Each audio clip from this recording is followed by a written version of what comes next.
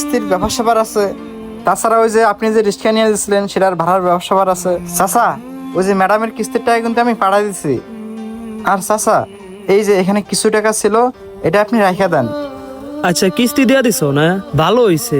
আর এই যে এই টাকা গিলা যে আমার কাছে থৌ, এইটা কিল্লিগা থৌ, আর তোর সংসারের বাজারের খরচা রাখছস তো? চাচা, ওটা নিয়ে চিন্তা করতে হবে না, ওটা আমি রেখে দিই, সমস্যা নাই।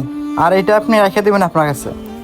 এই 200 টাকা কইরা তুমি আমার কাছে যেই টাকা রাখছো, তুমি চাইলে কিন্তু নতুন একটা গাড়ি কিনা পারো। আর সমস্যা নেই চাচা, আপনি যে পুরান গাড়িটা কিনে দিচ্ছেন না, ওইটাই দিয়ে আমার চলবো। আচ্ছা চাচা, আমার একটু কাজ আছে, তাহলে আমি এখন আসি। আসসালামু আলাইকুম। ওয়ালাইকুম আসসালাম।